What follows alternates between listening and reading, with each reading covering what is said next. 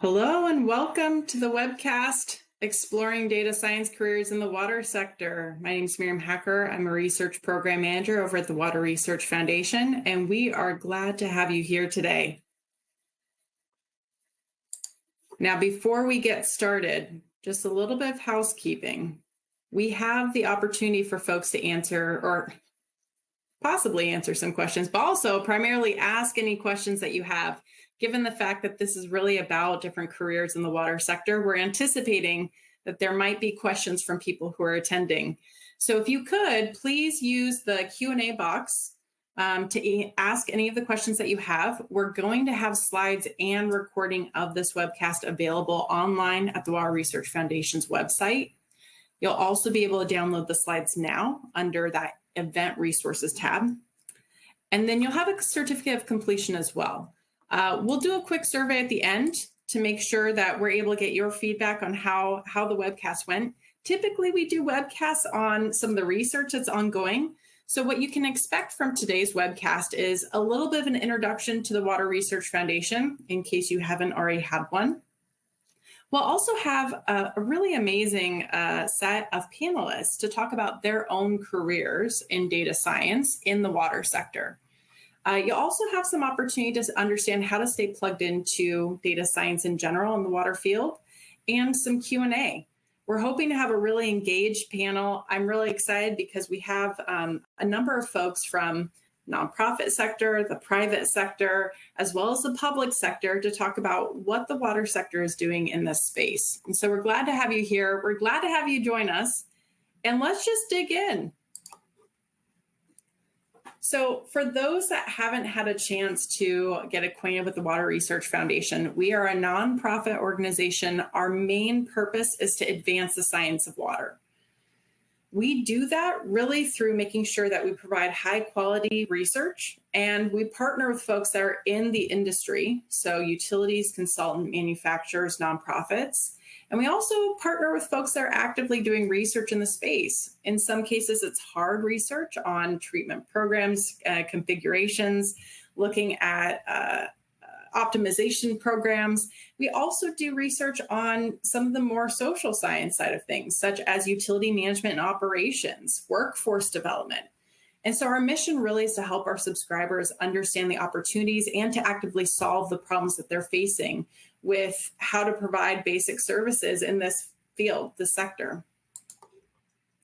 And so part of these functions really outline the fact that we're identifying, prioritizing this knowledge.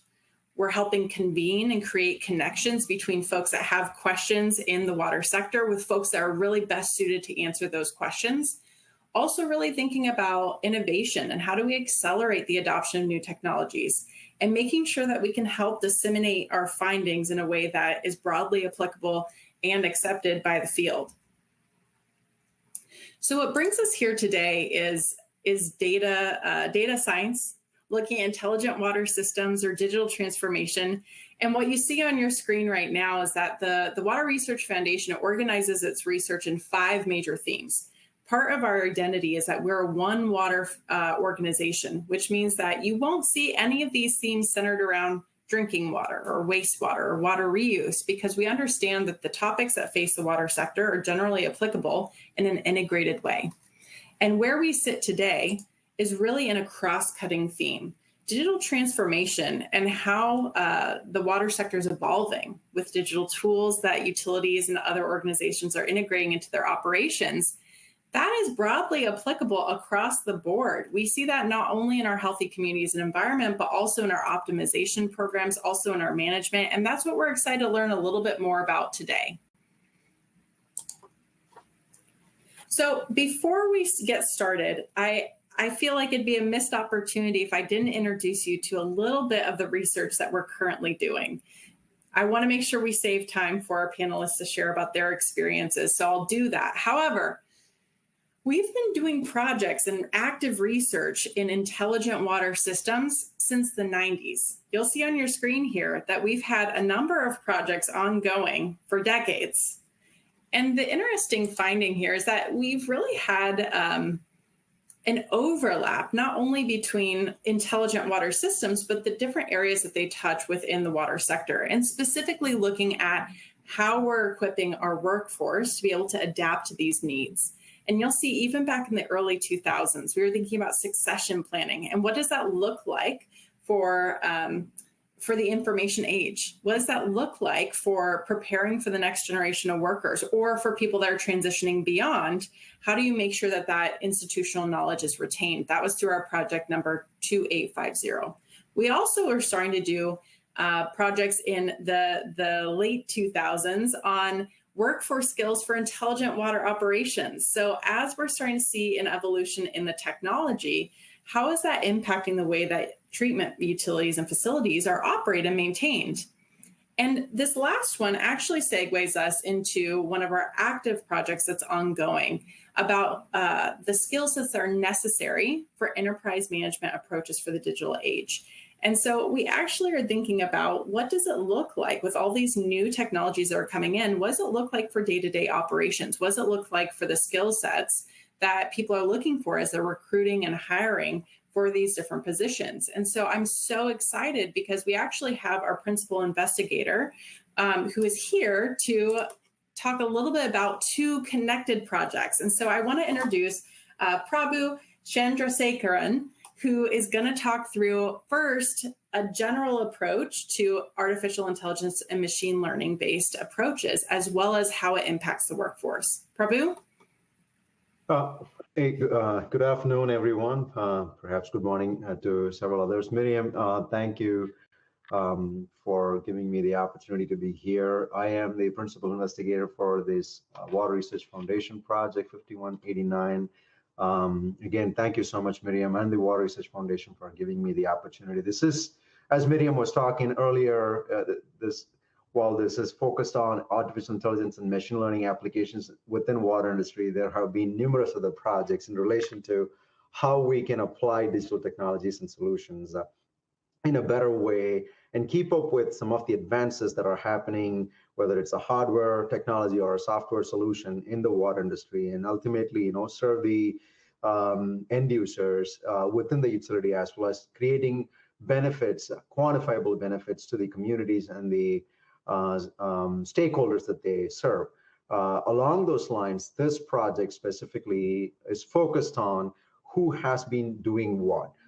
In the last 5+ years, I would say, we have been really, as an industry, applying the principles of machine learning. Though this is not a new solution, has been tried and tested in, maybe in pilot scale or maybe in full scale, not at the industry level. So, but we started to see a lot more application of these solutions by utilities across the world. So this project focuses on identifying who has been doing what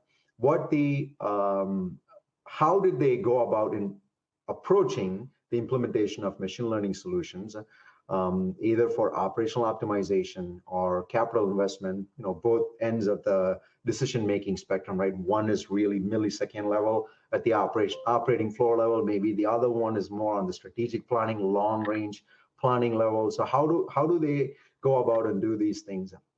And how do they even identify what were the challenges, both from technology perspective, as well as identifying the skill sets within their organization, as well as management approaches in terms of if they were to go and procure a certain software solution that wasn't usually available, readily accessible to them, how did they go about and solve those solutions, and ultimately find out how did those initiatives bring quantifiable benefits, if or not, right? That's the primary objective of this project. And I'm excited to be leading this one. As you see on this slide, we have numerous participants, over 30+ utilities and over 15+ vendors participating in this one. We're also in partnership with Hazen and Sawyer, Virginia Tech, and Bluefield Research on this project. Maybe let me go to the next one. Should I hit next? Oh, okay, yeah. All right. So the approach, briefly touch upon the approach. We finished our current state assessment. We're in which focuses on doing an industry-wide industry-wide survey, identifying who has done what, both from the vendor's perspective as well as from the utilities perspective. also some from the academic perspectives. Using that information, we went ahead and then started doing interviews with them, with the utilities and vendors on what their experiences were. We got a lot of good information on what the challenges were, what metrics that they actually use to measure the outcomes of these initiatives. Using that information, we are in the process of developing a framework which is going to help utilities and any practitioners out there who can use this information to identify, okay, for example, if I want to apply machine learning solution for, let's say, sewer optimization, what do we have? How mature those technologies are within the water industry? Who has done what? I think that's going to be a compendium of these resources readily available and accessible to Verve's subscribers and anybody in the water industry. And then we're going to quickly leading into the next one, which is the 5078. Thank you. This one, as Miriam mentioned, this actually focuses on, what skill sets do we need in other enterprise management approaches? Meaning, while we know, we learn a lot about how good or how bad and what the challenges were for utilities as well as vendors applying these technology solutions, which demonstrated a key fact that skills, the digital skills, as well as other skills, problem-solving skills, are essential to advance these technology implementation solutions. So this one focuses specifically on what type of skill sets do we need to have in place for the next generation coming in, or even to train the existing generation of workforce within water industry. When I say workforce within water industry, it's engineers and O&M staff, as well as leadership need to have an understanding of what does it mean, how do they go about making decisions supporting implementation of these projects. And that's what this project is going to focus on. Happy to talk more about this in detail. I just want to be respectful of the time here. Again, the goal is to develop a framework that's going to help utilities and practitioners identify what skill sets that are essential when they go about in deploying a specific use case or application of machine learning or any other digital technology solutions in the water industry. Thank you, Miriam. Thank you, Prabhu. And so, if there's something to take away from even just an overview of these two projects, is one, that there's a lot of utilities that are considering what this looks like.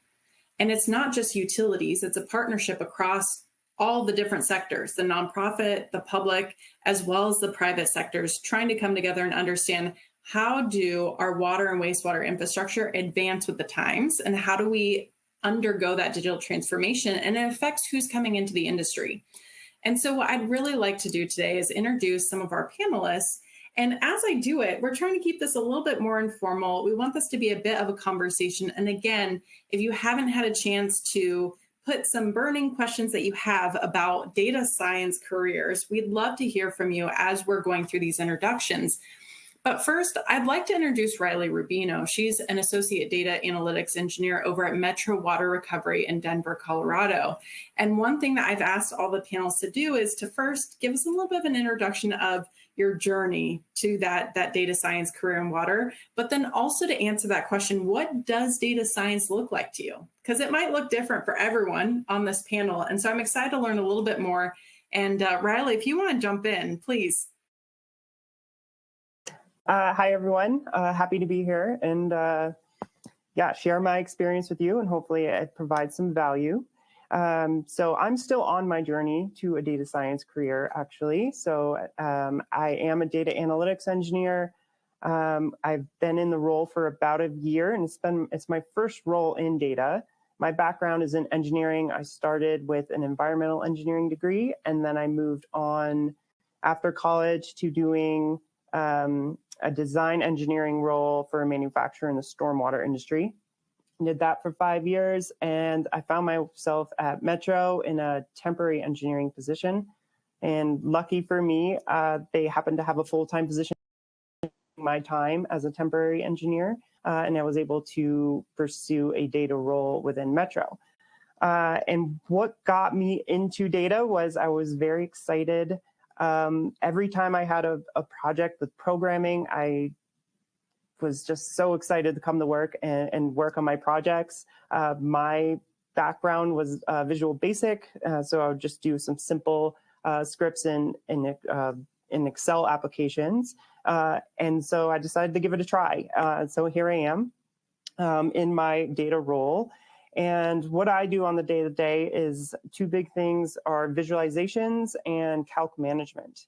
So visualizations are very important for operations and for the executive leadership team, for just seeing trends in the data and for understanding how to do proposed budgets in the future.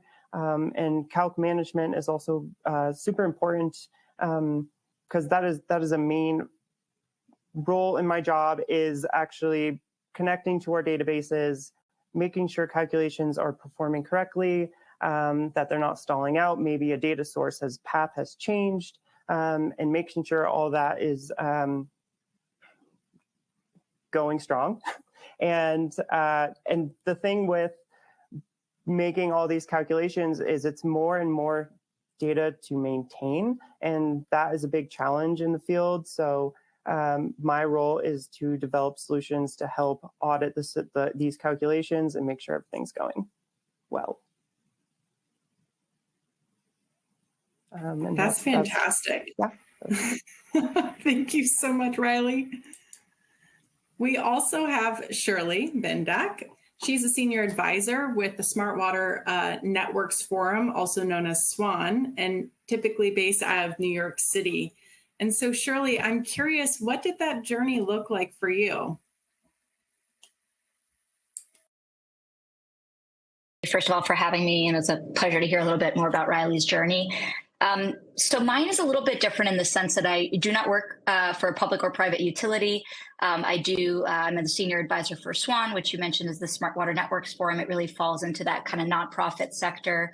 But before SWAN, I held positions in the private and public sector, more government and international development focus. And I think what brought me into the data world before kind of connecting the puzzle pieces together with data for water, data within water, was really more data-driven decision-making across international development. So it was kind of moving from aid to trade and from aid to kind of evidence-based decision-making for more sustainable results in the long term. And so that kind of passion for data started about a decade ago for me, again, outside of water.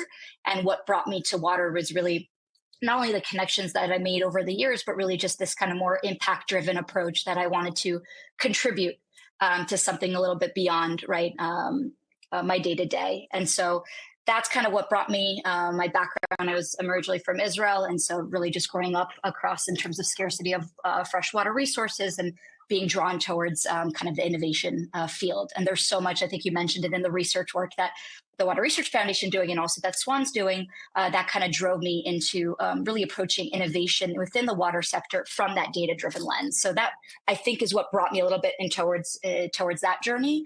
And specifically, I think to answer your question of what data science means to me, again, coming from the perspective of not someone that's an engineer, again, haven't worked for a utility, but work in the field to help address drinking water, wastewater, and stormwater utility challenges, is really thinking of data as that business asset.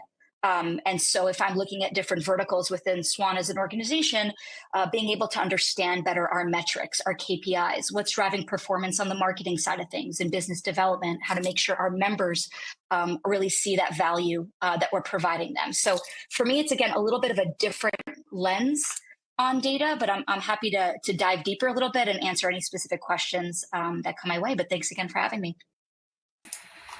That's amazing. I love that there's different perspectives coming in, because my own background from engineering, I know what I was told when I first started the career path, and realizing that there's so many different avenues and it takes everyone involved.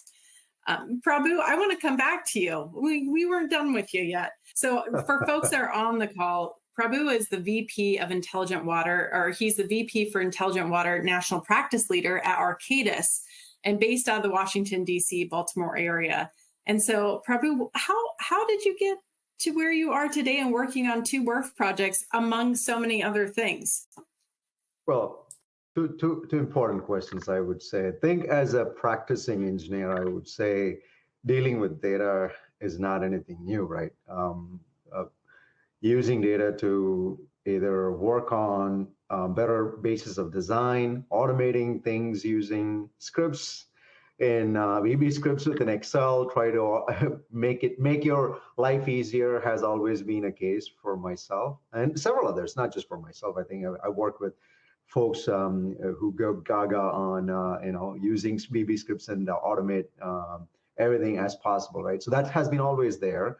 But throughout my career, I think one thing was common. Like, how can we improve the decision making in a quicker, faster, better way? That's always running in the back of your mind, whether it's coming up with a planning-based project or a detailed design-based project. All those things involve a ton of data.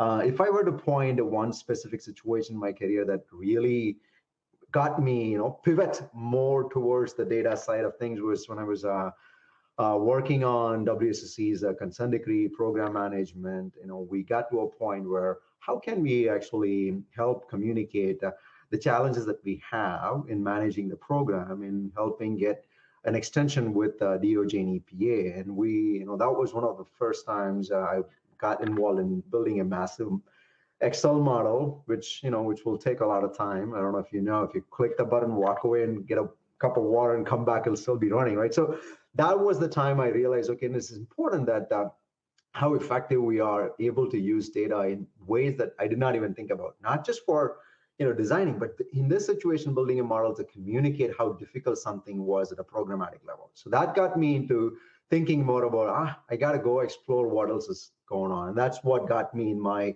career. And going back to why water research and how I got to it, I've been reading reports and things about Water Research Foundation ever since I had gotten into a water career. So I say this to folks too. I'm one of the biggest fans of WRF, right? So I got an opportunity to work on a project as a co-PI previously, and I really enjoyed it. And it was in the digital transformation, which is Project 1539, and then naturally led to pursuing more of these types of projects focused on digital and data, AI, machine learning, but ultimately staying in the lane of solving problems, bringing better solutions, faster, cheaper, in a faster, better way. And that's my journey to why I'm doing what I'm doing.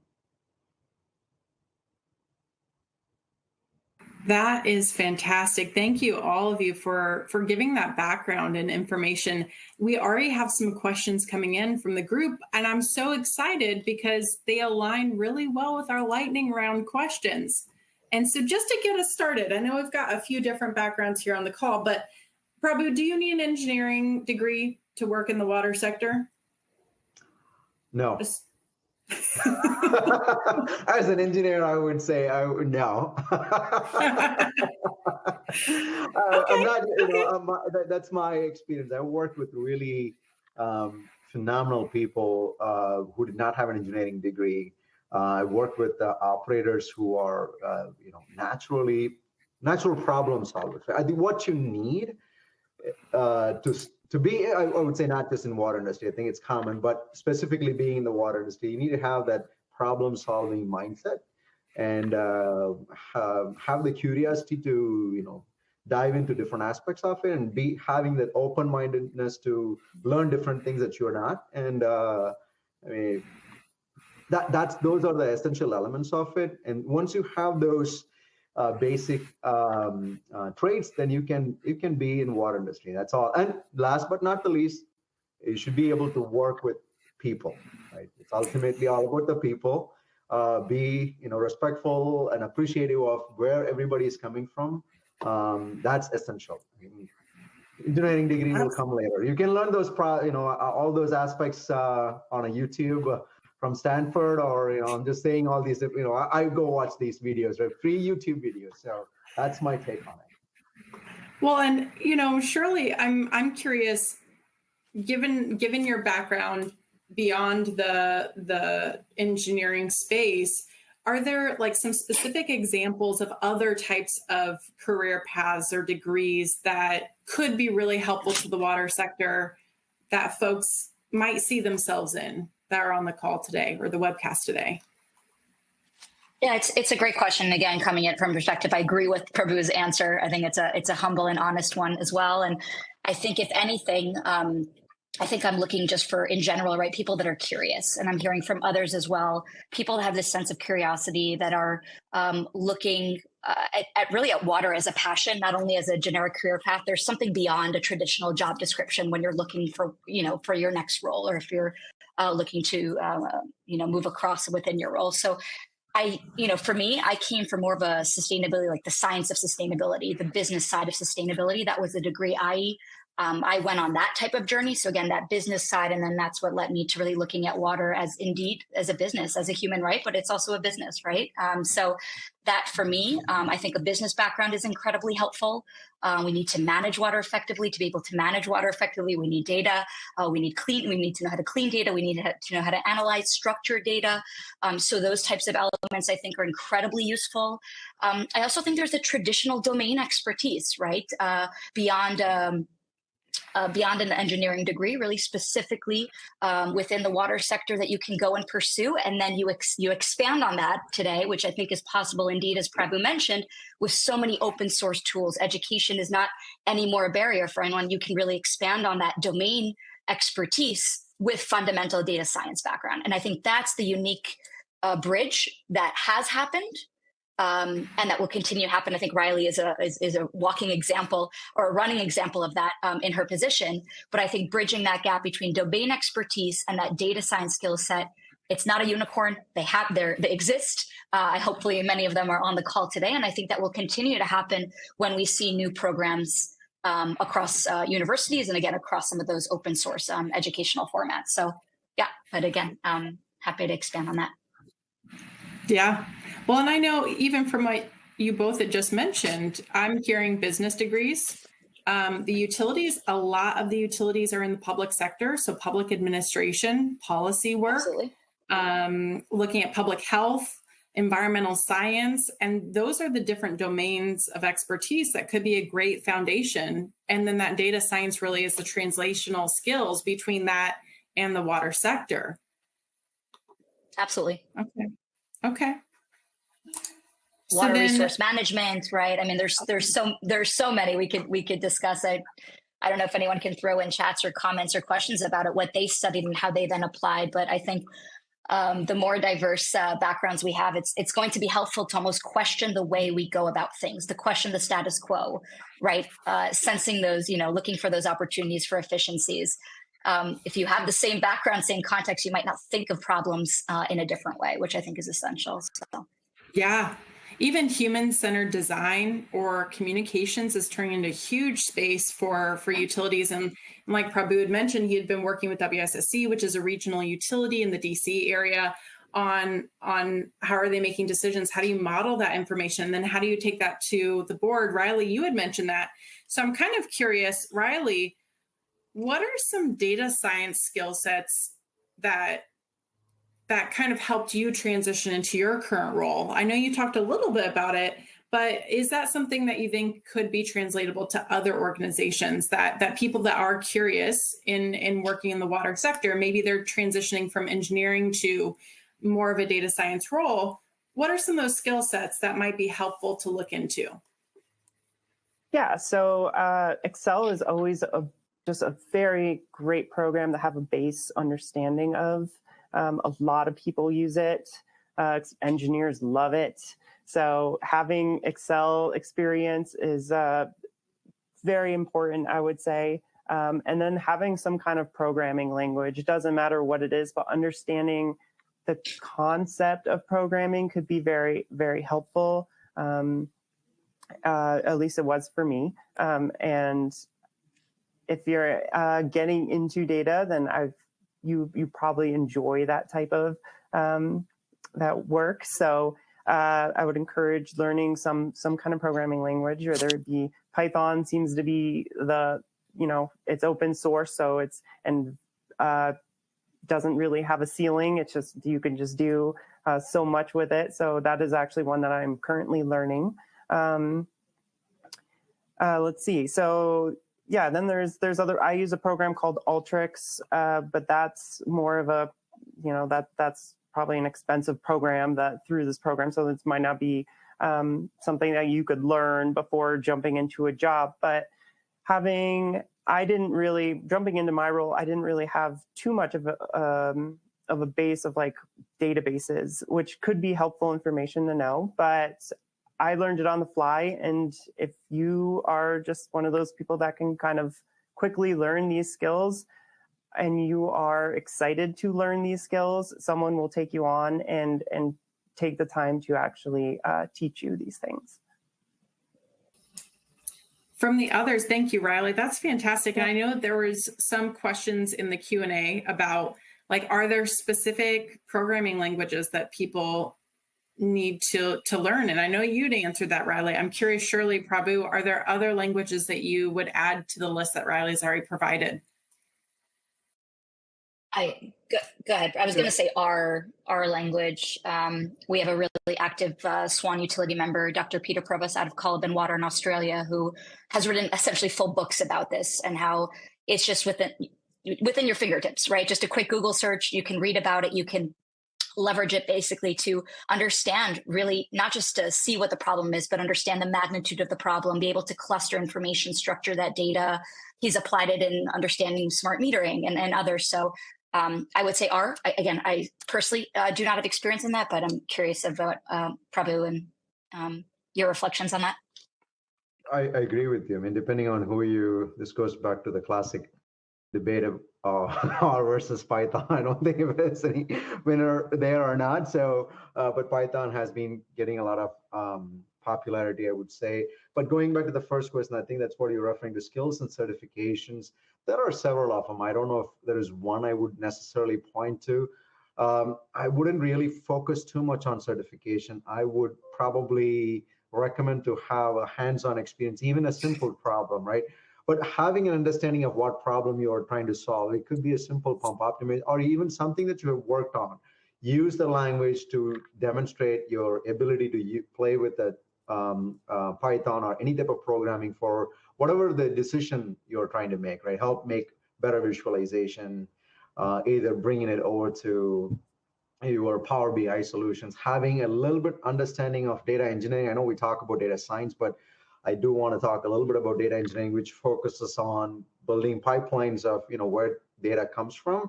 I was at IWA a couple of weeks back, and there was one presentation that caught my eye. The coding aspect of ML is like a tiny aspect. Everything else surrounding is the biggest one. I couldn't agree anymore with that person presenting, because that's what the biggest component of it, understanding the data preparation activities and having a good understanding of how different databases look like, especially I would say for our water industry, how time series data look like, right? I mean, both from a SCADA system as well as your different types of time series data. How does it look? How do you actually look into understanding the data? That is going to be critical, because that's what you'll be playing with it. Those skills are essential. Less focus on certification, more on the actual hands-on experience is what I would say to get a data science career. And then one last thing, I think nobody was looking for an Excel career, right?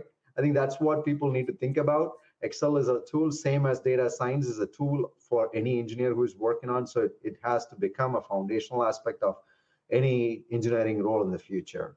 So you will have that, okay, instead of using Excel, probably in the future, we'll be using Python and Power BI as a combination. So.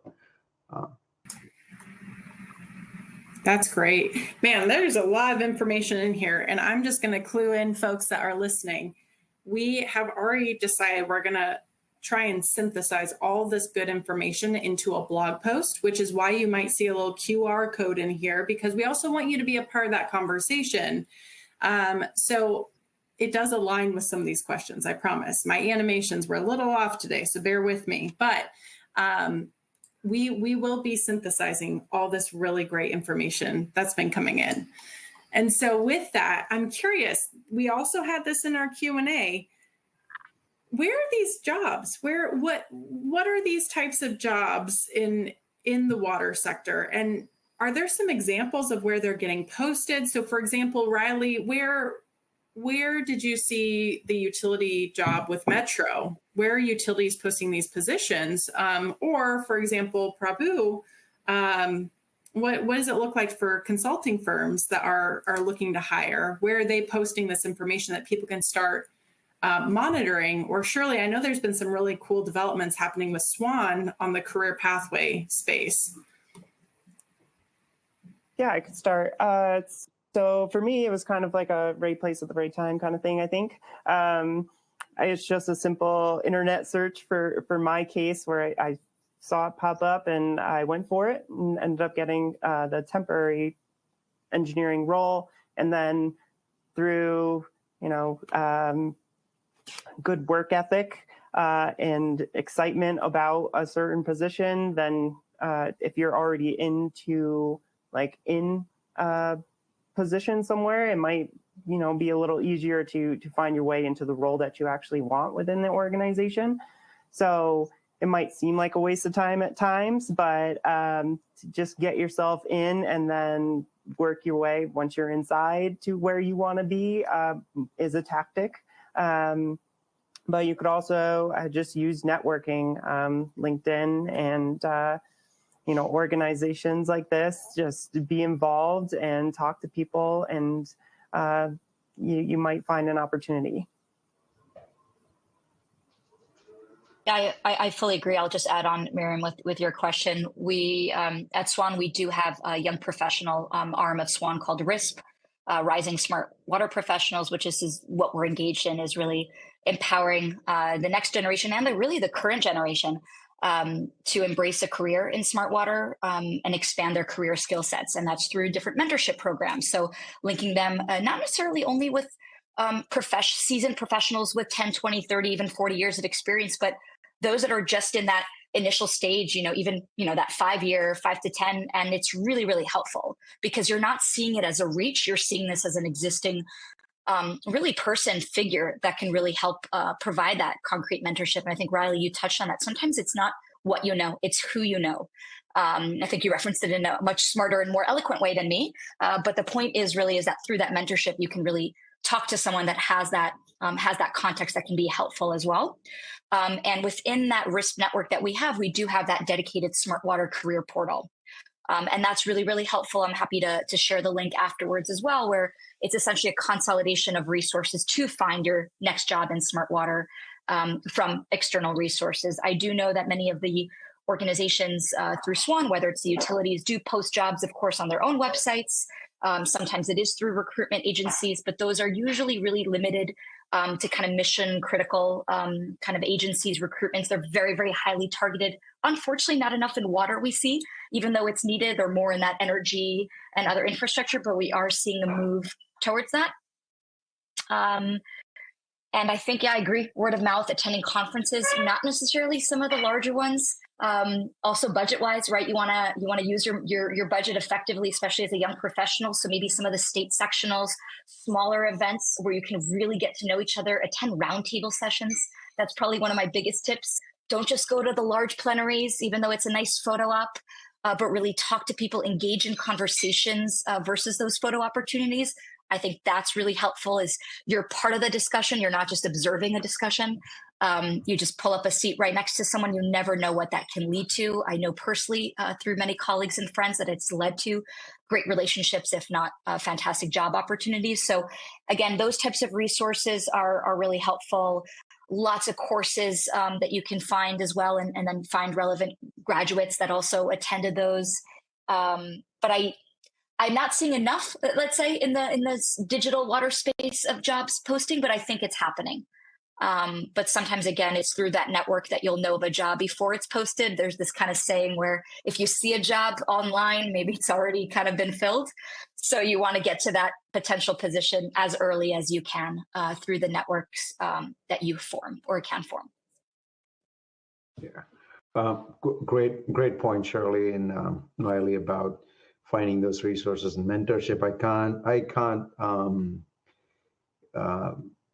agree more with you on the mentorship. I still have a whole bunch of mentors I go talk to, right? It's important to establish those relationships. Sometimes through them you find more. They guide you and coach you. Speaking of, I just recently signed up to be one of the mentors through the AWWA. I'm also part of the RISE, not an official one, but part of the SWAN's one too. It's a great It's forever. place. No divorcing. Yeah, exactly. Yeah. Yes. It's a great, those are great venues to actually get to know other people. And I would say other communities, WEF or AWWA and other communities too, committees, great place to actually get to know others, what they are doing. Going back to your question about how these postings come up, for example, within Arcadis, we have a management consulting arm, right? So we have lots of management consultants. Depending on the profile of the job description, you will see one with a higher level of data science or data visualization expectations, and there have been I just know at least 3 or 4 folks just we recently hired in the last 6 to 8 months. Working on data visualization, which is, and as I think Wiley talked about, the visualization is an important aspect of it because it helps communicate, clarify the questions and in a better way to decision makers, both the highest level to the operators, right? So those postings is what I've been seeing very commonly within Arcadis and other companies too, right? Other organizations too. And I'm also starting to see utilities starting to post business analysts and data scientists and data engineer positions, which you did not see as a common one in the past. Hopefully, we'll know more about these things through the W5178, where we actually identify roles that popped up in the last 5 years. What roles going to becoming more common, or even skills that will become, like I said, nobody was hiring an Excel engineer, right? Excel was part of everybody's daily role. So that's going to become an integral aspect of your day-to-day operations. Now, Prabhu, I'm going to build on that for a quick question. And while I do that, if folks, to help us, we also want to communicate out to the organizations that are really actively looking for people. Feel free to use this little QR code and tell us where you're looking for positions. We'll also have some other concrete suggestions at the end of the presentation, so stay tuned. But Prabhu, a question came up in the chat of what are the certifications that you had mentioned about getting involved with? So the mentorship, getting involved in these professional associations for the people that are here. There's the American Water Works Association, AWWA. There's also Water Environment Federation. There's also the SWAN. They've got the mentoring program as well. But for specific certifications, like, do you need an engineering degree in order to be a data engineer? No, I don't. I mean, I don't think, but it helps if you understand some concepts of how the water industry, because ultimately we are serving the water industry. Those things can be educated. That's why I talked about if you have a natural tendency to be very curious, I think that would serve you in understanding, how businesses are run, right? I mean, though my engineering degree helped me learn about the science and engineering concepts, 98% of it, what I learned, while working through these projects and interacting with the clients and understanding how things are being run. So it's helpful, but not necessarily. The data engineering, data science, I think it is becoming a more common skill set required in the future, I would say. No, that's great. Well, and the last thing for this group is, so data science can be a little bit of an abstract term sometimes. And so when we're looking at water sector jobs, what is the job title that people are looking for? Or is there a keyword in the description that folks can be on the lookout for that tells them that this might be incorporating data science into the role itself?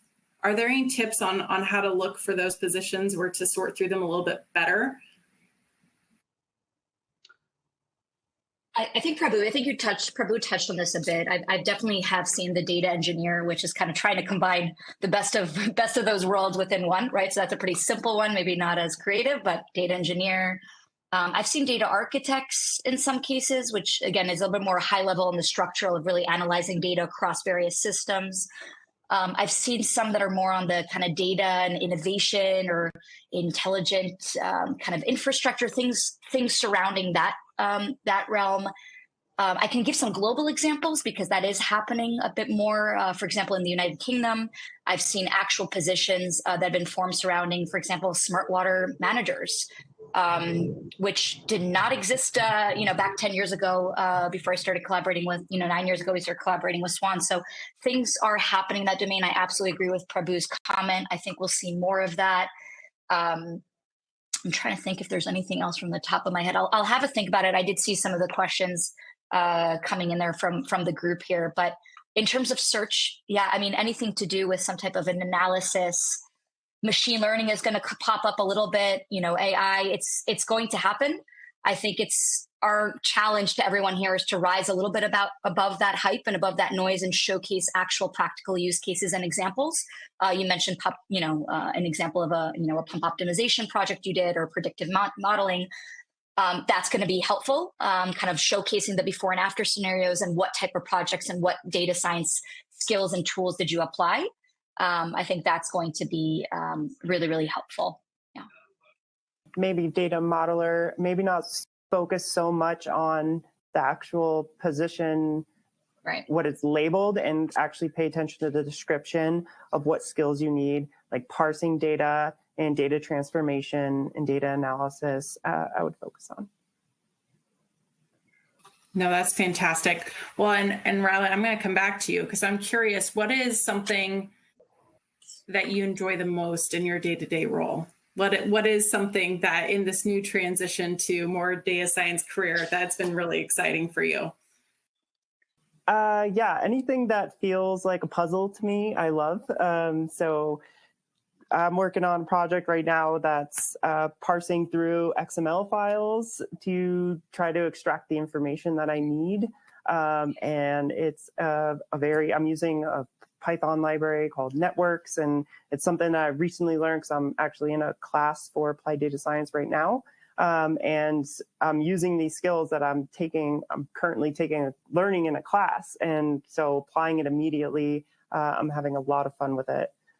So anything that deals with parsing through information and data transformation, writing some scripts to help my colleagues out if they need data in a certain format, just whip something up for them real quick. I just have a blast doing it. That's awesome. Well, and so now kind of going into this more broad Q&A, I'm going to try and do these questions justice. So thank you for everyone who's been submitting them. But there's two directions that I've been seeing. So it's folks that have an engineering background that are trying to explore and get into data science. And there's this question of, so where are there some basic resources, and maybe not people coming from an engineering background, just a non-data science background, that are curious about, okay, so what does it look like to start picking up some of these skill sets? Were there some resources that were really helpful to just get a baseline foundation in data science? And so for the panel, I'm curious, were there any resources that stood out, or what's a good entry point for people to learn? If I may, yeah, I think you really wanted to learn some basic aspects of Coursera, or these are some of the ones you don't necessarily need to pay for certifications. You can be auditing, or Kaggle has a, way of learning things. There are so many different sources. I don't know if I can pick one or the other, but if I wanted to, if somebody is serious about investing their time and resources, I've also just recently did it. So there is a master's in online data science program, Georgia Tech. I'm not trying to, market anything. It's under 10 grand or close to 10 grand. Most companies offer tuition reimbursement. Try to take advantage of that. That's all I can say, right? It's inexpensive, but it takes you through good amount of data engineering, data science, and optimization techniques. I think that's worth an investment for anybody who is serious about it. That would be my recommendation.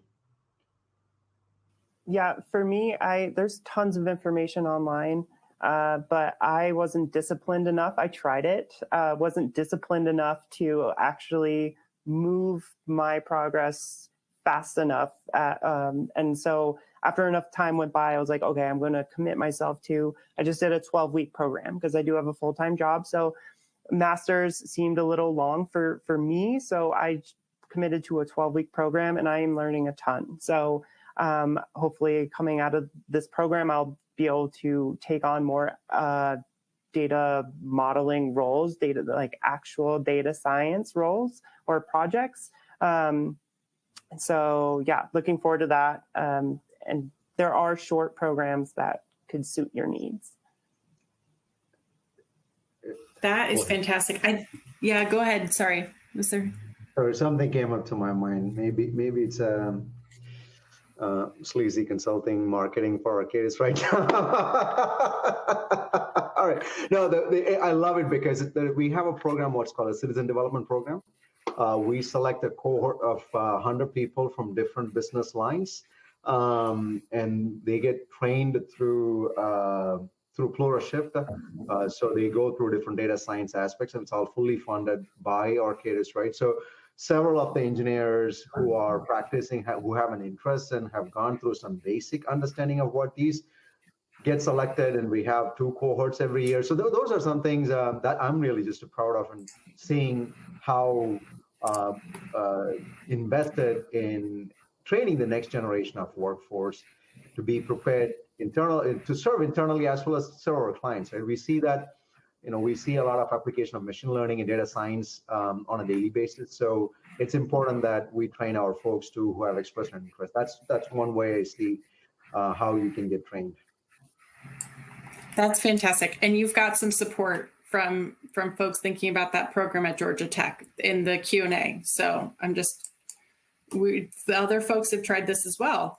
Not that it's any endorsement because we don't officially endorse, but there is a little bit of this question of, so far there's been this discussion centered around transitioning.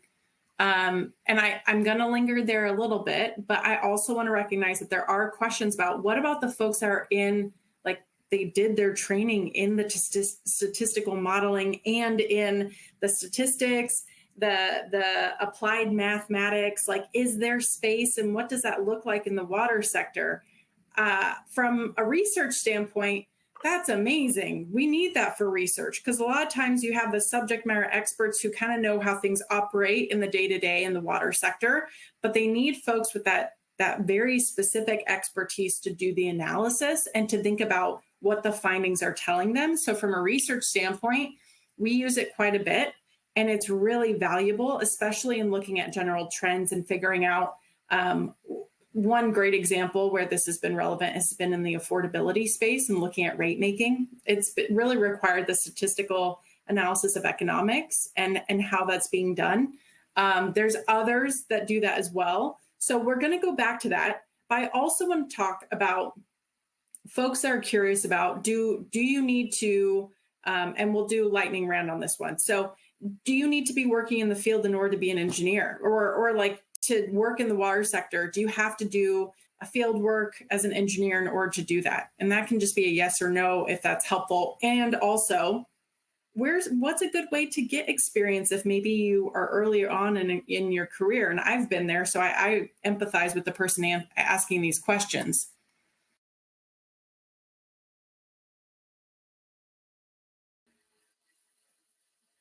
Which one would you want us to tackle first? The one if someone already has an advanced degree?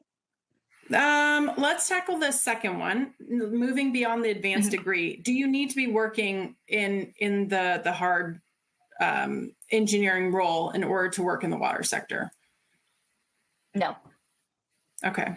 So then what would be some ways that people can get a foot in the door? Because we know that networks may play a big role, but are there some avenues people can explore, like internships, or it sounds like these mentorship programs, or the development program that Arcadis was talking about, or Prabhu with Arcadis was talking about?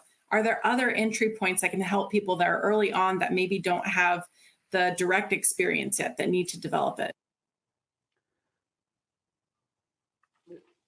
If I may, I think that one thing that caught my attention previously when you were framing the question was, do you need to have a field experience? I think that's an important question. You need to have some kind of an exposure to how things are being run, especially if you want to be solving problems from an operations perspective. Water is an asset-intensive industry, meaning that if you want to understand, solve problems within sewer side of things, you need to have an experience with how sewer pumping stations and sewer systems work. Wastewater, you need to have at least walked in the wastewater treatment plants, talked to an operator, understand what their problems are, right? While we try to use data, but there are other aspects beyond just data when you're trying to solve a problem holistically. So that is important. So field experience, having that more on ground experience, I would say, is essential. Otherwise, it's all too theoretical. I can't just go cook something just by looking at a recipe, and I'm not that expert. I need to have some experience of playing around with the different ingredients and things like that, right? So yeah. I'll just add and maybe expand. I do think field experience is important. I do think if we ever want to get that first foot in the door, field, let's call it curiosity, or having the desire to want to visit a water treatment plant, a wastewater plant. I think that's helpful. So you can understand maybe the sciences, right? The day-to-day, the routines, right? How sampling is done, whatever it is that you need to understand and follow so that you can be able to solve the problems adequately. But I think that's where that bridge needs to happen, right? That's what we're hopefully going to see more of, that you actually already maybe have those skill sets. How do you then apply them to the water sector? I know in interviewing different candidates and in different roles, that's been what we've been looking for is, A, do you have the desire to learn the water sector if you don't come from there, right? How has that been showcased, right? Have you tried? And it doesn't have to be an internship. I think things are moving away a little bit from some classic internships to really more of that, maybe even reframing internships as field experience or, something along those lines to help, bridge that gap. But I think that's definitely a way. But I think the skill sets, if you have them already and you're looking to actually apply that unique skill set to the water sector, I mean, we absolutely need that. So I think if we're going to filter out anybody that doesn't have past field experience, it's going to be a challenge for us as well. So we need more quality talents and curious people to enter the water sector. Absolutely. I couldn't have asked for a better way to wrap that up in a bow, because I think there's a lot of questions that are being asked here. And so I want to thank people for adding them, because even if we weren't able to get to them today, we're going to take a look at all the questions that have been submitted so that we can address them in the blog as much as we can. And so I just want to put this on a couple people's radars. One is looking at the Water Research Foundation has research on its website in different topic areas, and you can log in, create an account to get access to some of that information. So I'd encourage people to do that. The second thing that I would encourage folks is that, in case you didn't know, we do have our own magazine about advances in water research where we talk about some of these topic areas, and it's a good way to stay plugged in with how AI, machine learning, and natural language processing is affecting the future of the water sector. Lastly, I want to linger a little bit here, is that there are ways to stay plugged in. There's different career search platforms that are tailored specifically to the water sector. One of them is Work for Water, which is a joint effort through AWWA and the Water Environment Federation. There's also Imagine H2O Water Tech Jobs, as well as Josh's Water Jobs. And these are not formal endorsements. It's more just where I've been seeing these jobs getting posted. I also am curious, Shirley, are there other ways that folks can stay plugged into this topic area in terms of next steps? And Swan. Yeah, the first thing is, if you are interested in either pursuing a career path in the smart water sector, please do join our young professional unit called RISP, Rising Smart Water Professionals, where we do have that dedicated career portal with some of the resources actually you mentioned, such as Josh's water jobs and others. There's also, I see a few questions in the Q&A about where to get started even in data science, right, for water. So we have consolidated some of those resources, including books and practical courses on data science for water utilities, whether it's R, Python, or others. So that's probably another step along the way. And just, again, connecting with different like-minded folks across the ecosystem that are either transitioned into water or have worked in water for a very long time. Thank you. No, that's fantastic. And with that, we're right at the top of the hour, and we just want to thank everyone for joining us. We weren't sure, because it's a newer topic area of what these careers look like, and we're still going to learn more. And so we're excited that you came along with the journey with us. And thank you for engaging asking questions, and we're looking forward to putting this information together in that blog post. You have my contact information there, and you're welcome to reach out if there's any other additional questions. And just thank you again for joining us today, and for the panelists for spending their time and expertise with the conversation. Have a great day, everyone. Thank you so much. Thank you, Miriam. Thanks.